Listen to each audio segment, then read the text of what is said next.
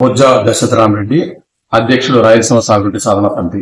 Srisailam reservoir నుండి రాయలసీమకు ఇటు పోతిరెడ్డిపాడు ద్వారా మల్యాల ఎత్తిపోతల పథకం ద్వారా నీళ్లు ఇవ్వాలని ప్రభుత్వం నిర్ణయం చేసుకోవడాన్ని స్వాగతిస్తూ ఉన్నాం.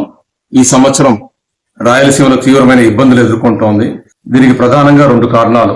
ఒకటి, గత సంవత్సరం 2000 టీఎంసీల పైన నీళ్లు వచ్చినప్పటికీ కూడా శ్రీశైలం రిజర్వాయర్ కు జల సంరక్షణ చేపట్టకపోవడం, రాయలసీమ నీటి హక్కులను గౌరవించకపోవడం, లేదా పోతిరెడ్డిపాడు నుండి మరగచెర్ల నుండి కూడా 44,000 క్యూసెక్కుల సామర్థ్యానికి కావాల్సిన నిర్మాణాలు ఉన్నప్పటికీ కూడా అక్కడి నుండి వివిధ ప్రాజెక్టులకు పోతే తెలుగుగంగకు కానీ, ఎస్ఆర్బీసీకి కానీ, గాలేరు నగర్కి కానీ తీసుకుపోయే కాలువల్లో ఉన్న చిన్న చిన్న అడ్డంకులు తొలగించలేకపోవడం వల్ల మనకు కావాల్సిన సామర్థ్యంలో నీళ్లను రిజర్వాయర్లో నిలబెట్టుకునే పరిస్థితి మనకు ఒకవైపు తలెత్తింది.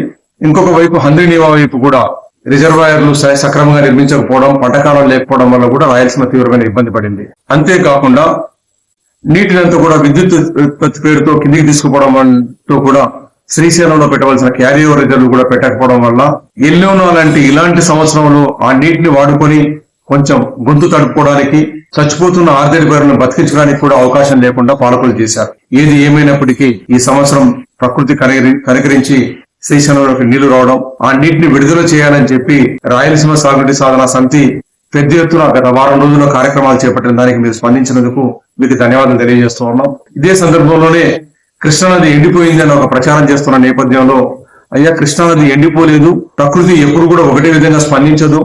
బచావత్ కూడా ట్రిబ్యునల్ కూడా నీటి పంపకం చేస్తున్నప్పుడు 75% సంవత్సరాల్లో లభించే నీటిని ఆధారంగానే చేశారు.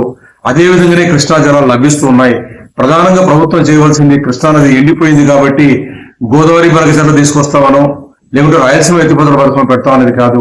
ముందు జల సంరక్షణ చేస్తూ శ్రీశైలం ప్రాజెక్టు విధి విధానాలు అమలు చేస్తూ ఉన్న నిర్మాణాలన్నింటినీ కూడా సక్రమంగా పూర్తి చేసి వరదొచ్చినప్పుడు నీళ్లు నిలబెట్టుకునే కార్యక్రమాలు చేపట్టాల్సిన అవసరం ఉంటే దాన్ని పక్కన పెట్టేసి కాంట్రాక్టర్లకు మేలు చేసే కార్యక్రమాలు చేపట్టుకుంటూ ప్రజలను తప్పుడుదో పట్టించే కార్యక్రమాలను అధికార పక్షం ప్రతిపక్ష పార్టీలు చేపడుతున్న సందర్భం చాలా బాధాకరం.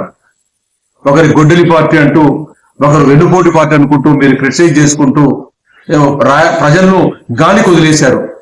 ఈరోజు అధికారమే పార్టీ, ప్రతిపక్ష పార్టీనే కాకుండా ఏ రాజకీయ పార్టీ కూడా రాయలసీమ ఇంత తీవ్రమైన ఇబ్బందులు ఉంటే దీన్ని ఒక సమస్యగా, ఒక రాష్ట్ర సమస్యగా, జాతీయ సమస్యగా పట్టించుకోకుండా దీన్ని వదిలేసిన వేయడం కూడా చాలా బాధాకరం.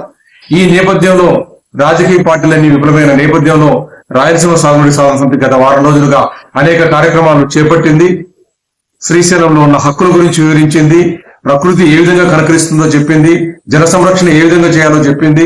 అదేవిధంగానే కృష్ణా డెల్టాకి ఈ రోజు శ్రీశైలం మీద ఆధారపడాల్సిన అవసరం లేదు అన్న విషయాన్ని కూడా చాలా స్పష్టంగా చెప్పింది. కాంగ్రెస్ పార్టీ రాజశేఖర రెడ్డి గారు ముఖ్యమంత్రిగా ఉన్నప్పుడు పులిచింతల నిర్మాణం చేపట్టిందని చెప్పి తెలియజేసుకుంటూ, చంద్రబాబు నాయుడు గారు ముఖ్యమంత్రిగా తెలుగుదేశం పార్టీ పట్టిసీమ నిర్మాణం చేపట్టడం వల్ల కృష్ణా డెల్టా శ్రీశైలం మీద ఆధారపడాల్సిన అవసరం లేదు, శ్రీశైలం మీద వెసులుబాటు కలిగింది, ఆ వెసులుబాటునంతా రాయలసీమకు ఉపయోగించండి అని చెప్పి కార్యక్రమాలు చాలా బాగా తీసుకెళ్లి ప్రజల్లో చైతన్యం తీసుకురావడం వల్ల ప్రజలు పెద్ద ఎత్తున ఒకవైపు కర్నూలులో సిఈ ఆఫీసులు కూడా కలవడం, మా నాయకులు, రైతు సంఘాల నాయకులు, రైతులు కలవడం, అదేవిధంగా నంద్యాలలో కూడా ప్రజా సంఘాల నాయకులు, రైతులు రాయలసీమ సాగునీటి సాధన సమితి ఆధ్వర్యంలో కలవడం, అనేక రిప్రజెంటేషన్లు డైరెక్ట్ గా ముఖ్యమంత్రి గారికి పంపించడం, కలెక్టర్ గారి ద్వారా పంపించడం, లేదా ఇంజనీర్ల ద్వారా పంపించడం, ఈఎన్సీ పంపించడం వల్ల ఈ ఒత్తిడికి మీరు ఈ రాయలసీమ అంశాలను అర్థం చేసుకుని నీటిని ఇచ్చినందుకు మరొకసారి మీకు అభినందనలు తెలియజేసుకుంటూ, ధన్యవాదాలు తెలియజేసుకుంటూ, భవిష్యత్తులో చేయవలసిన కార్యక్రమాలు చాలా ఉన్నాయి.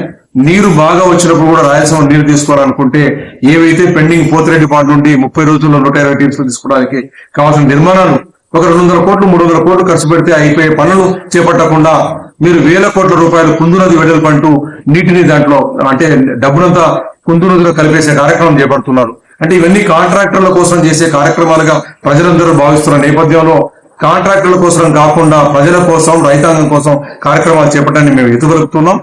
అదేవిధంగా కేసీ కెనాల్ ఈ రోజు చాలా దీన పరిస్థితిలో ఉంది. కేసీ కెనాల్ పరిరక్షించుకోవాలంటే గుండ్రేవల రిజర్వాయర్ నిర్మాణం తప్పనిసరి అనేది ఒకటి మీ ముందు ఉంచుతున్నాం. అదేవిధంగా హంద్రీనీవాకు కూడా 45 రోజుల్లో 60 టీమ్స్ నీళ్లు తీసుకోవాల్సి ఉంటే ఆ కాలువ సామర్థ్యాన్ని పెంచుకోవాలి.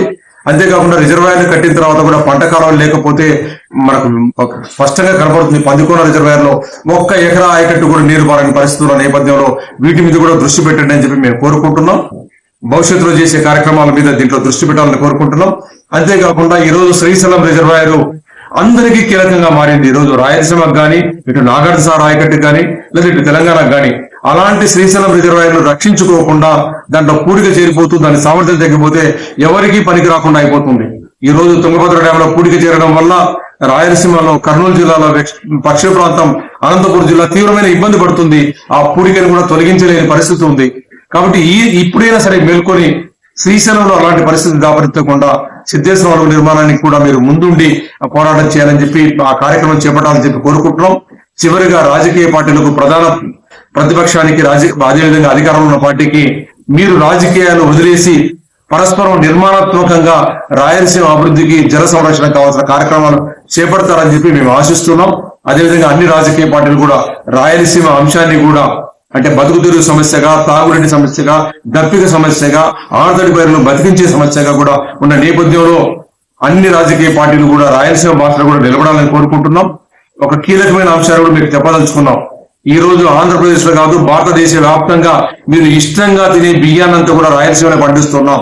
కోస్తా ప్రాంతాల్లో పండించే బియ్యం అంతా కూడా ఎగుమతి జరుగుతూ ఉంది. వేరే దేశాలకు ఎగుమతి జరుగుతుందంటే నీటిని ఎగుమతి చేస్తున్నారు. మనం ఇక్కడ పండించింది మన ఇష్టపడే బియ్యాన్ని పండించుకుంటున్న ప్రాంతంలో రాయలసీమ అంశాన్ని ఒక జాతీయ సమస్యగా గుర్తించి రాయలసీమ బాసటగా అన్ని రాజకీయ పార్టీలు నిలబడాలని చెప్పి ఈ సందర్భంగా అప్పీల్ చేస్తున్నాం.